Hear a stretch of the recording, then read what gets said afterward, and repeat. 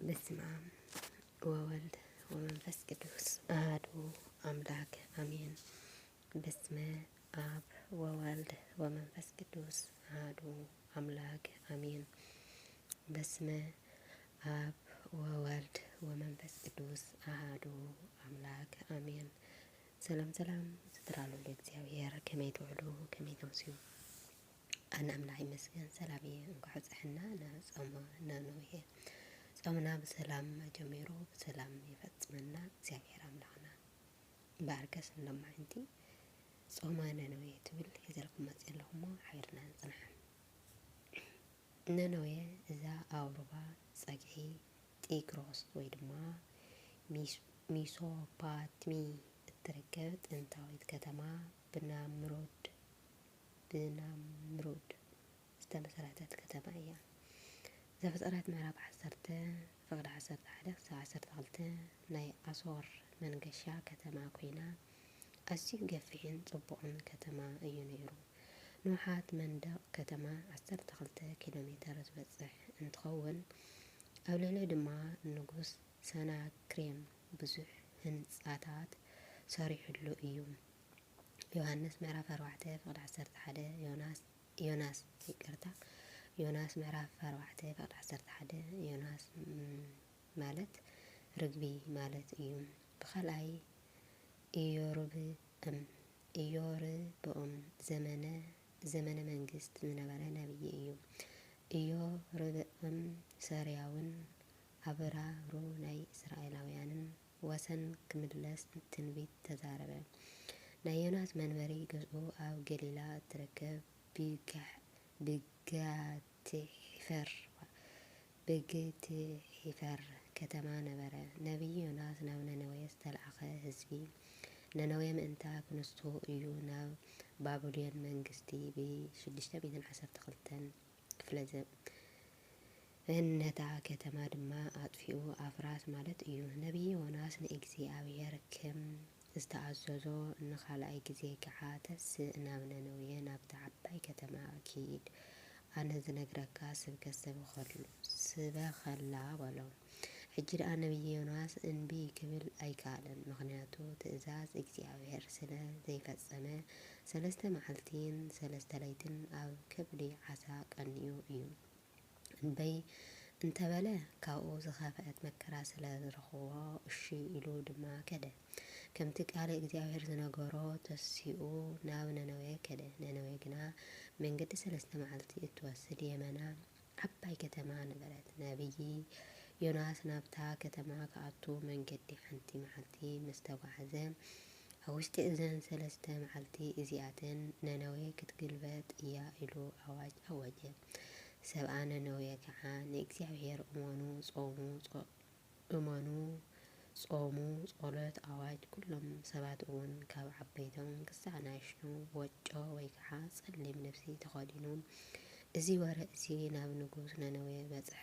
ካብ ዙፋኑ ተሲኡ ልብሲ መንግስቱ ቀንጢጡ ጸሊም ክዳን ወይ ድማ ወጮ ተኸዲኑ እውን ኣብ ሓመኹሽቲ ተቐመጠ ደቀሰ። ኣብ ህዝቢ ነነዌ ከዓ ብትእዛዝ ንጉስ መኮንናትን ከምዚ ዝብል ኣዋጅ ተኣውጁ።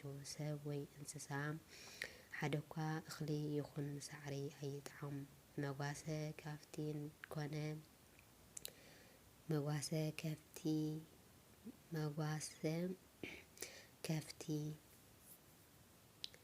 ኮነ መጓሰ ኣባጊዕ ኣይፈሩ፣ ማይ እውን ኣይስተዩ። ሰብን እንስሳን ወጮ ይከደኑ።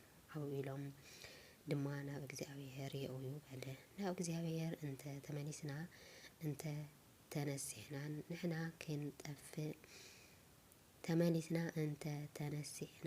ንሕና ከይንጠፍእ ካብ ጓህሪ ቁጥዑኡ እንተ ተመለሰን መን ይፈልጥ። እግዚአብሔር እውን ነቲ ከወርደሎም ኢሉ ተናጊርዎ ዝነበረ ክፉእ ነገር ተናሲሑ ኣይገበሮን። ኩራ ነቢይ ዮናስ ምሕረት እግዚአብሔር ንዮናስ ኣይሐጎሶን። የመና እውን ተቆጢዑ ኦ እግዚአብሔር ልምነካ ኣለኹ፣ እቲ ኣብ ሃገረይ እንተለኹ ዝተዛረብዎ እዙይ ዶ ኣይኮነን? ለጋስን ርህሩህን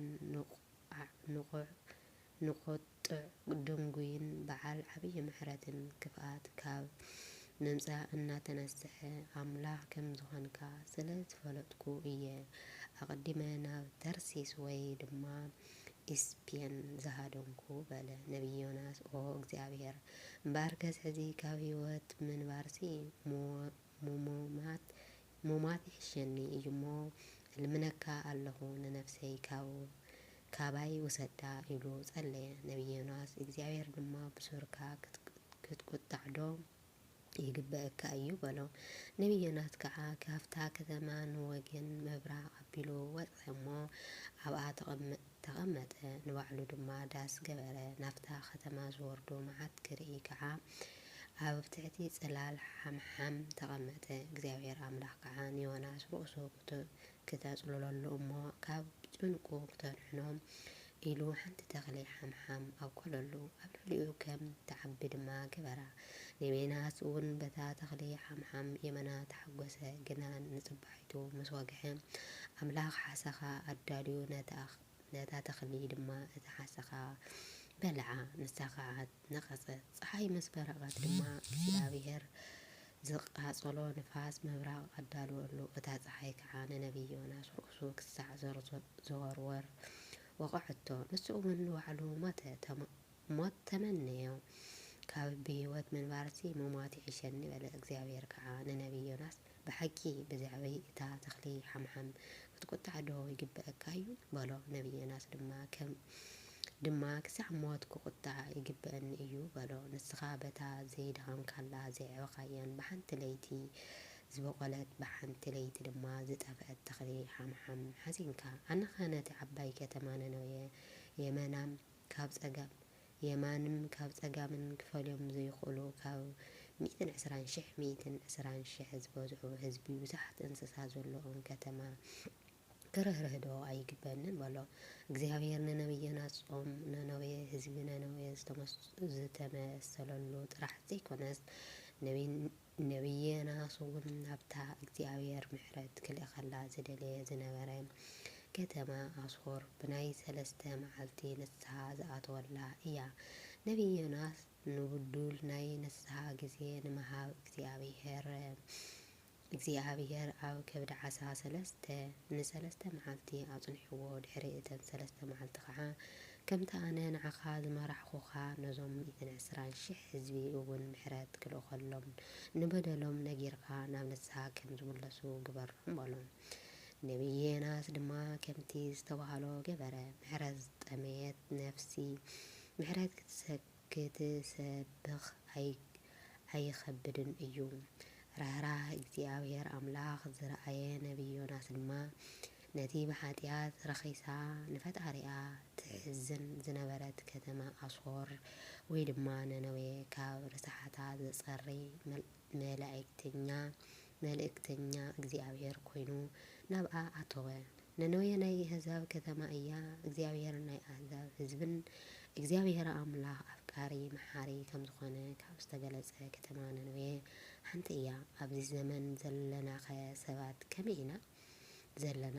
ከም ነቢይ ዮናስ ጭካናት ዲና ወይስ ከዓ ከምኣቶም ናይ መርከብ ገናሕቲ ንእግዚአብሔር ዝኣምኑ ሰባት ኢና? ኩላትና ህዝበ እግዚአብሔር ህዝበ ክርስቲያን እዘን 3 መዓልቲ ካብ ልቢ ናብ እግዚአብሔር ነቐርብ። ጸሎትናን ልመናናን ጾምናን ካብ ልቢ ካብ መስዋዕትን ነቕርቦ መልሲ ድማ ንረኽበሉ ኢና። ብዘይ ጥርጣረ ሰላም ይሃበና። ሓዘናን ጸሎት ሒዝና ሰላሙ ይሃበና። ሓዝንናን ይሕዘነናን ጸሎትና ይስምዐና። ፍጹም ሰላሙን ራህዋን ለህዝቢ ጽዮን ይግበረና እግዚአብሔር ኣምላኽና ኣሜን። ወስብሐት ለእግዚአብሔር ወለወላዲቱ ድንግል